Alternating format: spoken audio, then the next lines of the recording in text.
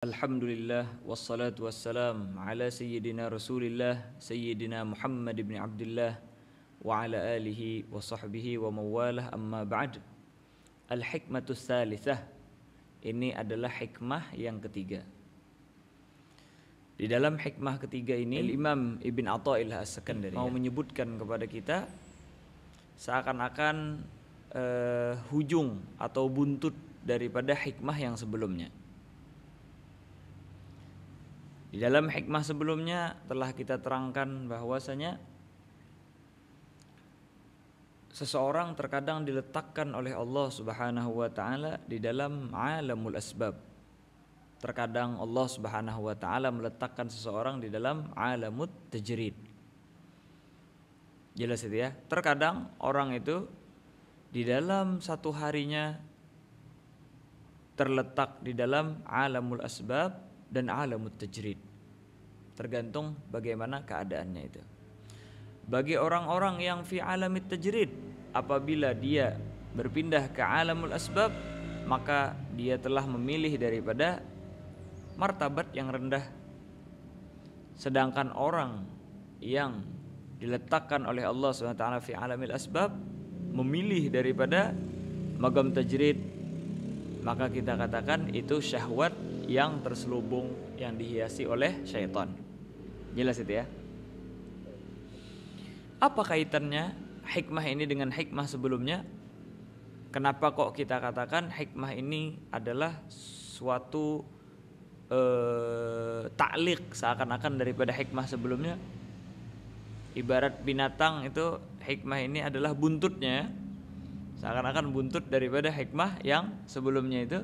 Karena sebahagian orang ketika mendengar bahwasanya dia berada di dalam alamul asbab, maka dia kebetulan mempunyai pekerjaan, tidak berani sama sekali meninggalkan daripada pekerjaannya ya.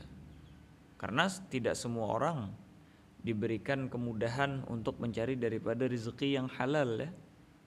Sebahagian orang kesulitan untuk mencari daripada rezeki yang halal. Akhirnya misalnya dia terjebak di dalam satu bisnis yang tidak benar, bisnis yang haram. Jelas itu ya. Mau meninggalkan daripada bisnis tersebut, syaitan datang membisikinya dan mengatakan bahwasanya, "Hei, kamu mempunyai anak istri. Hei, kamu mempunyai tanggungan. Bagaimana kamu meninggalkan daripada kewajiban yang diwajibkan oleh Allah Ta'ala? Kalau engkau berhenti daripada pekerjaan tersebut, dari mana engkau akan mendapatkan daripada rezeki?" Hakata. Maka di sini seakan-akan Imam Ibn Atha'illah mau menjawab daripada was-was syaitan tersebut, atau teman-teman yang membisiki, yang mengatakan misalnya, "Jangan berhenti kamu bekerja. Bagaimana dengan anak istrimu? Terus bekerja, walaupun itu adalah sesuatu yang haram, karena Allah Ta'ala telah meletakkanmu di dalam alamul asbab." Maka ini adalah jawabannya. Kata beliau, "Sawabigul himam la takhriqu aswar al-aqdar." Al-himam jam'u himmah ya, yaitu adalah al-azaim allati yumatti'u Allah subhanahu wa ta'ala an-nas fi majalil iqbal ala syu'unihim, yaitu adalah suatu semangat atau kekuatan di dalam jiwa yang diletakkan oleh Allah SWT untuk menghadapi daripada segala kondisi, menghadapi daripada pekerjaan, menghadapi bagaimana berinteraksi dengan manusia, semangat di dalam belajar, semangat di dalam berbisnis dan lain sebagainya. Ini namanya himmah ya. Yang kedua di sini yang perlu kita terangkan istilah aswar ya. Aswar ini jamak sur, benteng ya. Asalnya sur itu yaitu adalah benteng suatu negeri agar tidak dimasuki musuh. Pastinya benteng ini kuat ya.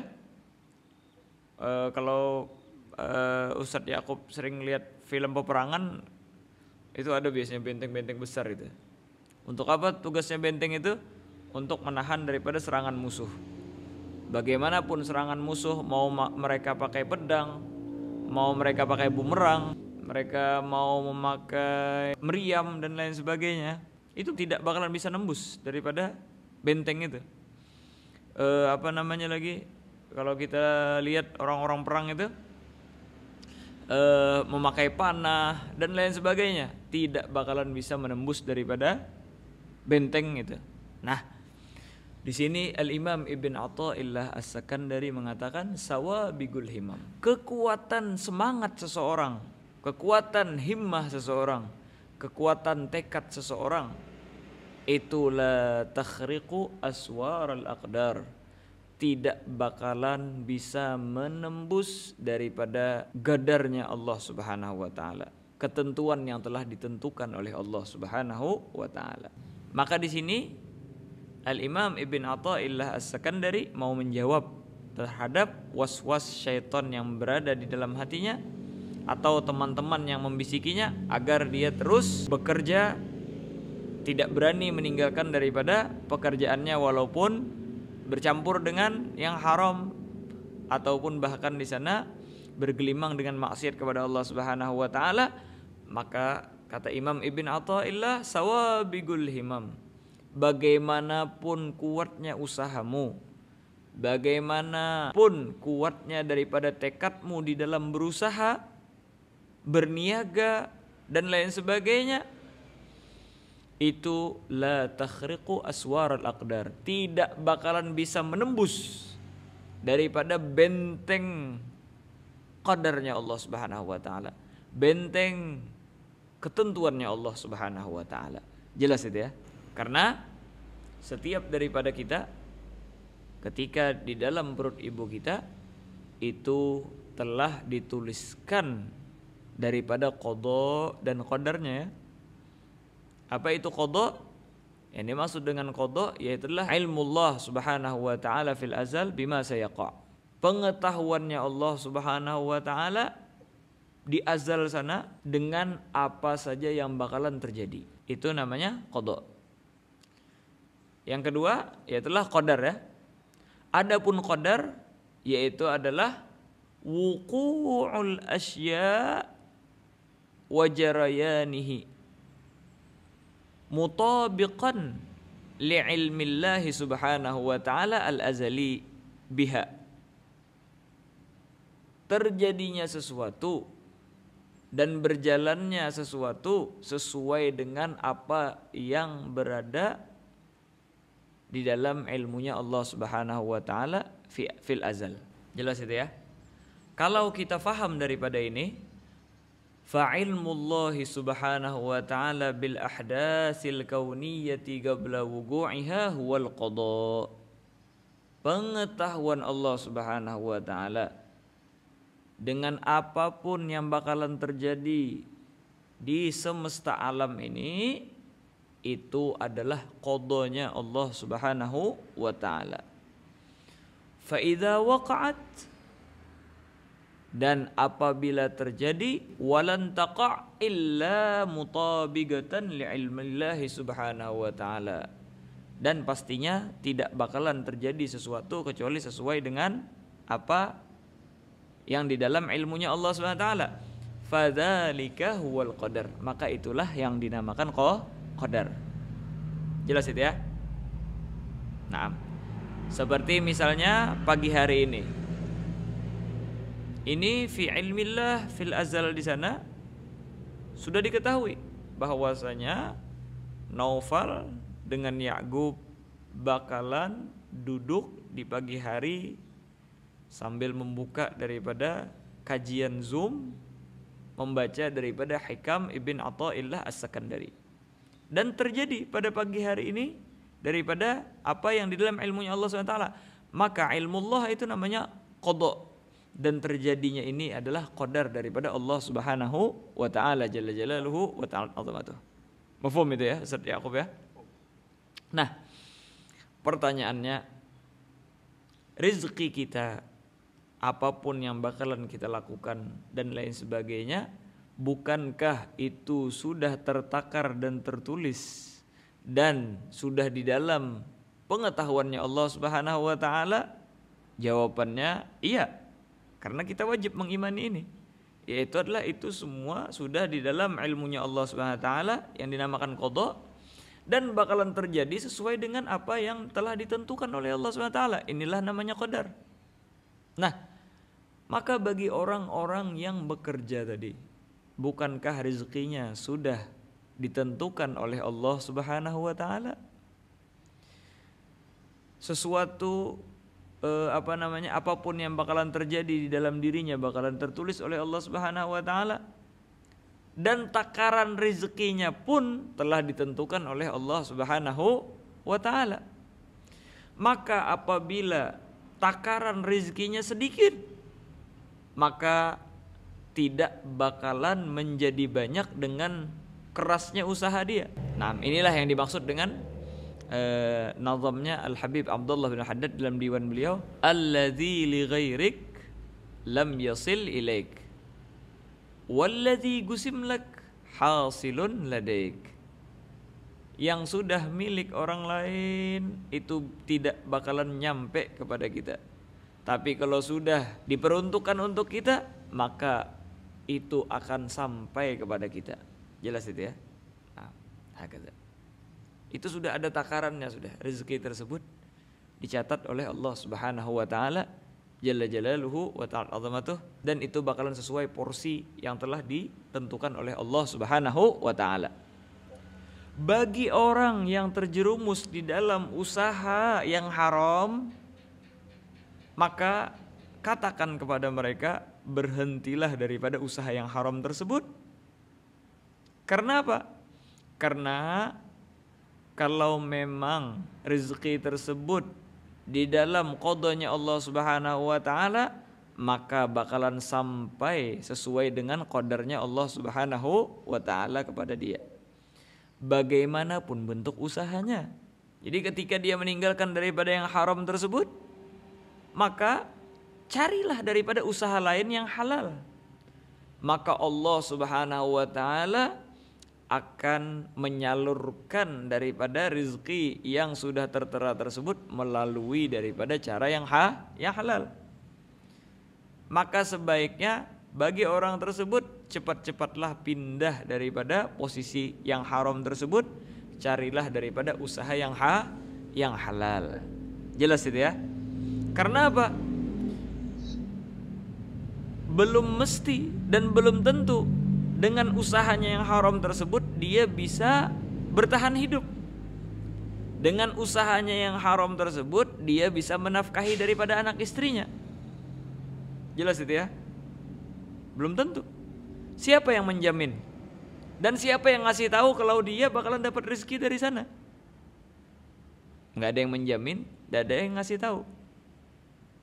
Sedangkan kita semua mengetahui dan kita meyakini dan mengimani bahwasanya rezeki daripada Allah Subhanahu wa taala jalla jalaluhu wa ta'ala azamatuh. Terus bagaimana? Keluar daripada usaha tersebut, cari yang halal.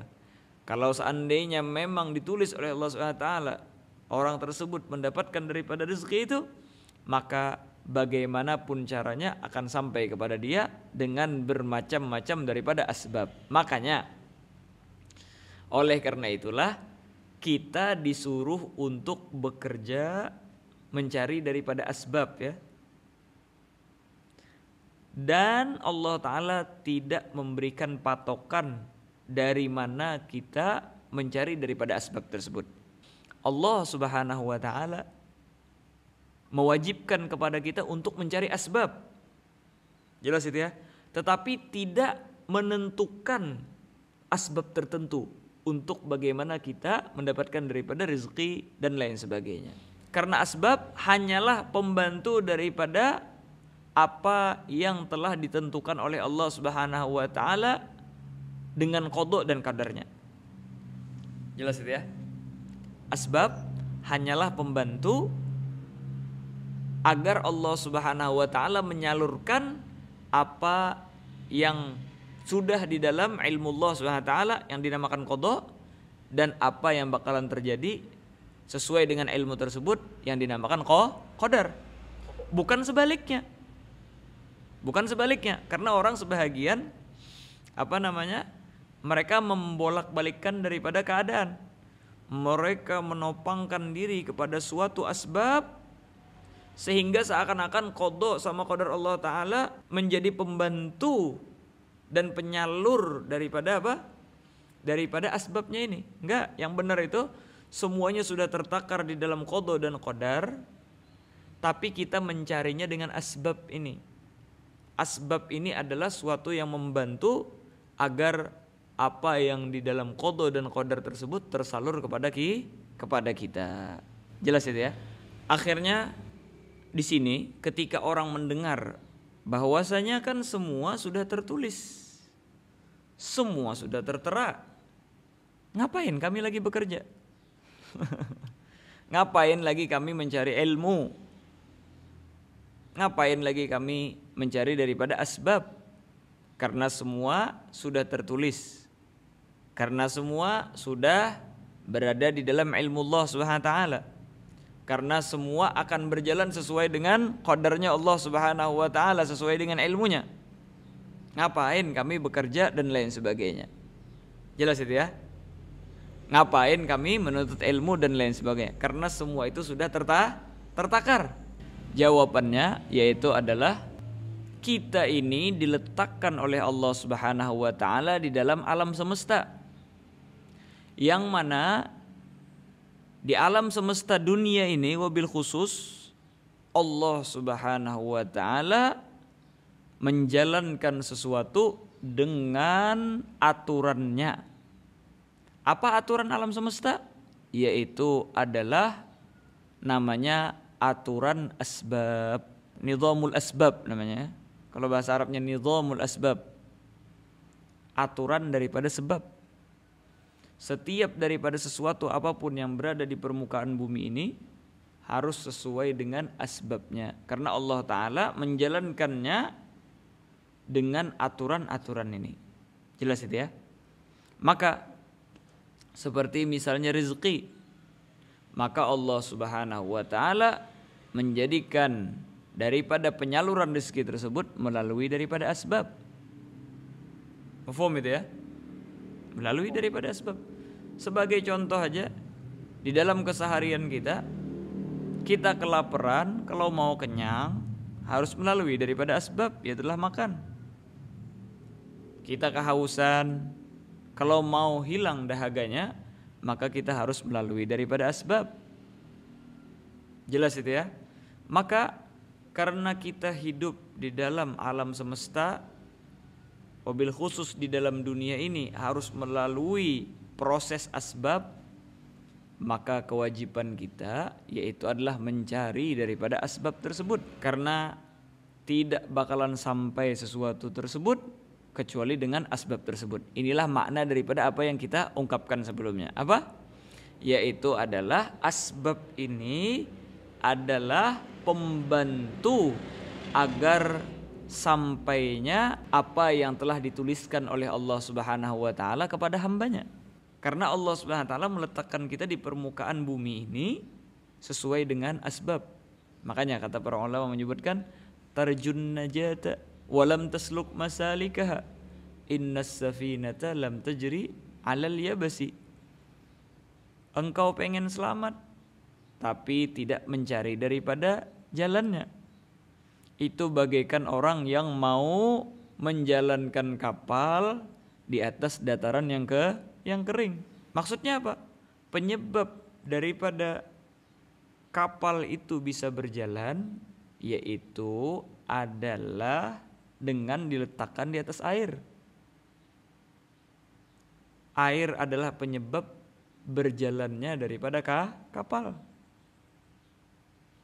Orang-orang yang mau selamat, mau hidup mewah, mau mendapatkan kenikmatan di dunia, mau kenyang, mau lapar lain sebagainya, tapi dia tidak mencari daripada jalannya, itu bagaikan orang yang berangan-angan agar kapal berjalan di atas dataran yang kering.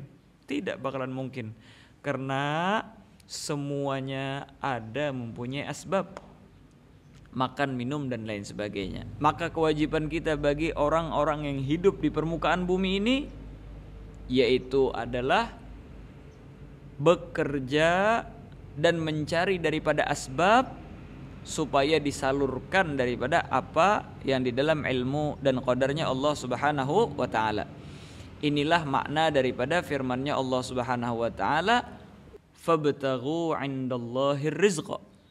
Di dalam surah Al-Ankabut itu.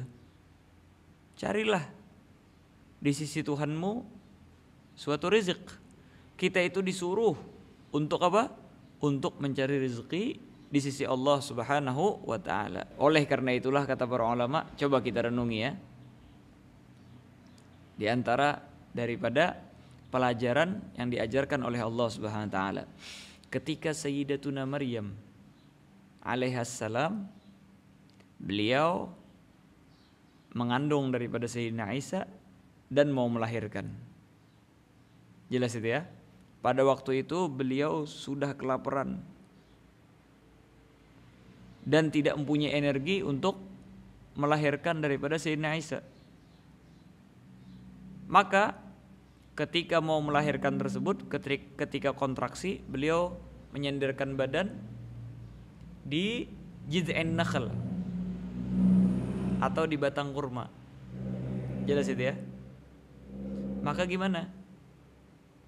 Ketika beliau mau makan, mau mendapatkan asupan energi, apakah beliau cuma sekedar berdoa, ya Allah datangkanlah kurma, ya Allah datangkanlah makanan? Dan apakah Allah Subhanahu wa taala langsung memberikan dia makanan dan lain sebagainya? Tidak.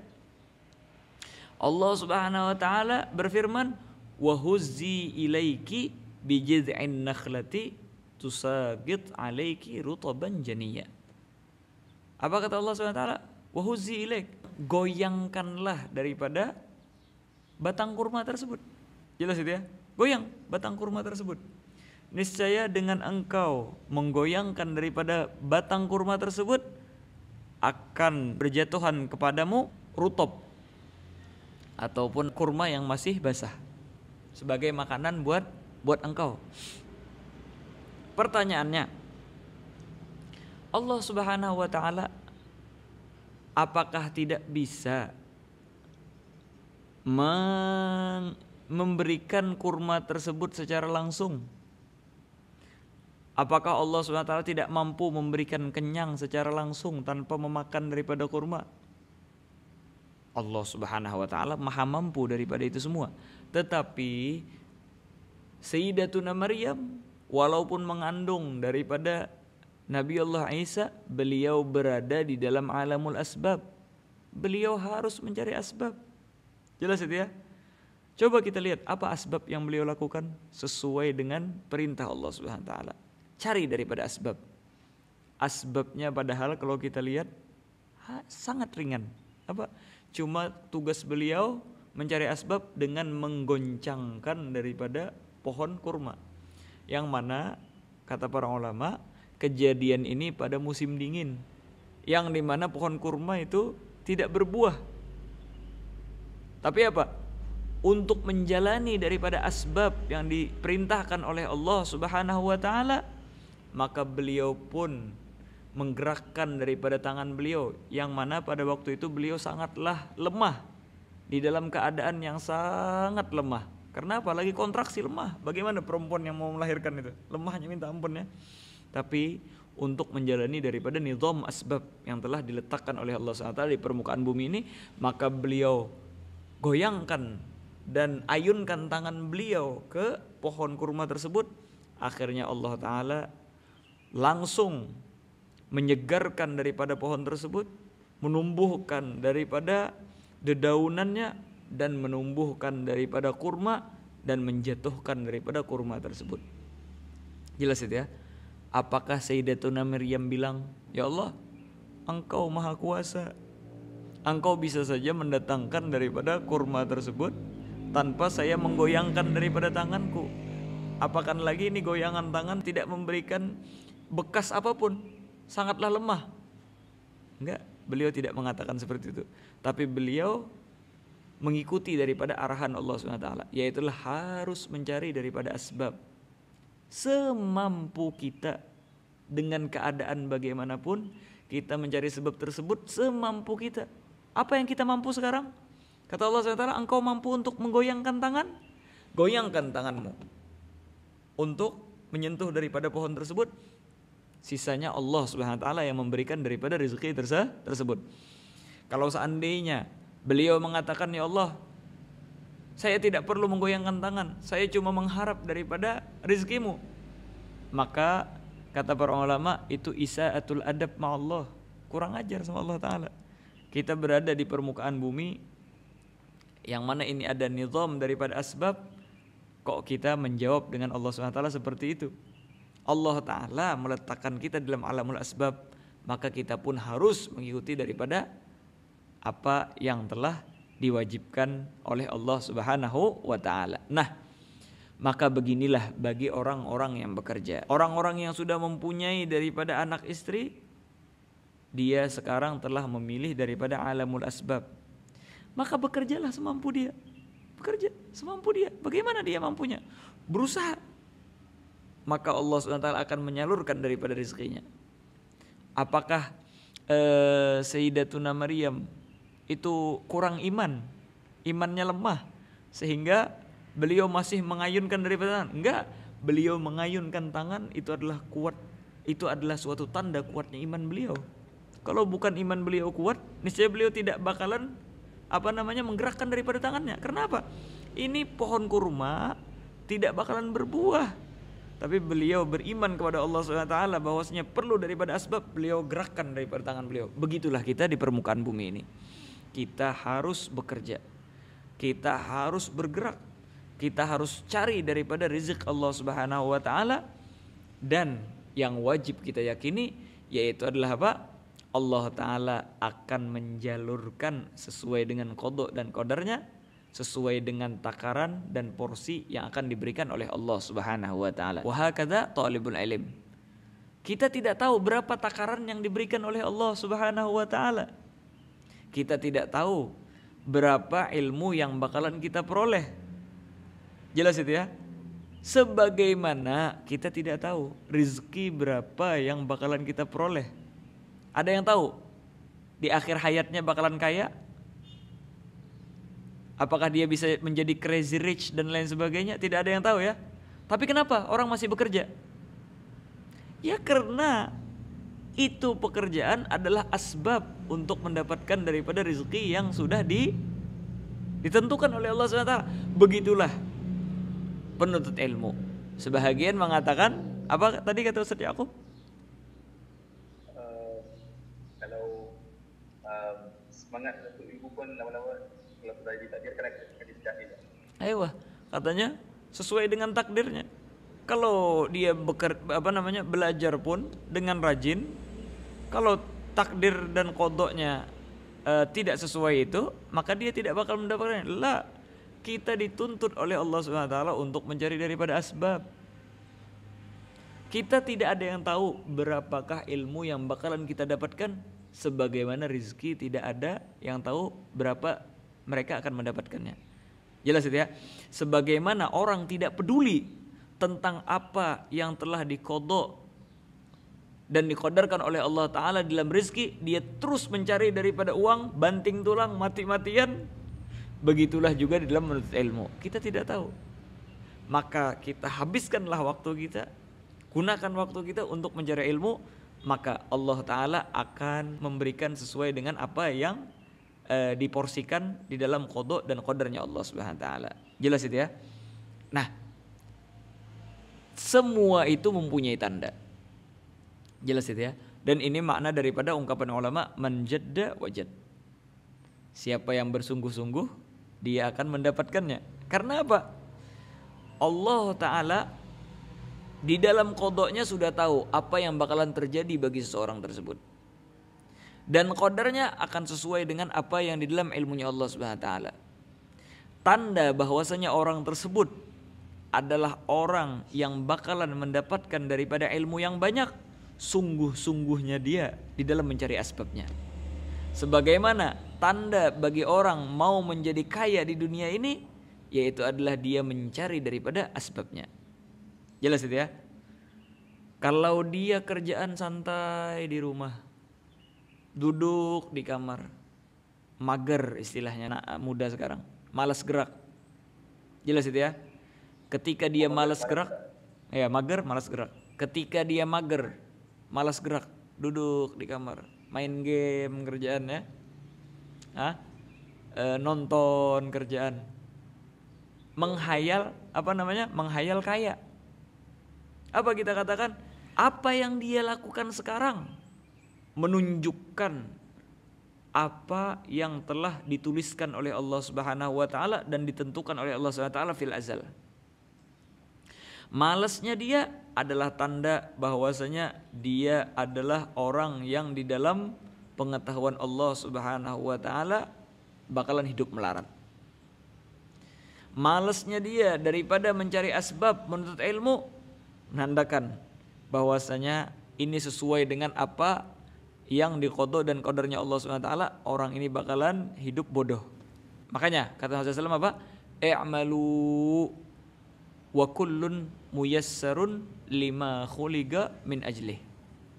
Setiap daripada orang akan dipermudah sesuai dengan apa dia diciptakan oleh Allah Subhanahu wa taala jalla jalaluhu wa ta'ala azamatuh. Jelas itu ya? Nah, hakata. Enggak ada yang tahu kita apa yang di dalam ilmunya Allah Subhanahu wa taala fil ghadab, dan tidak ada yang tahu di antara kita bagaimana qadarnya Allah Subhanahu wa taala. Terus bagaimana? Ya kita berada di dalam alamul asbab, carilah daripada penyebab-penyebab tersebut. Jelas itu ya?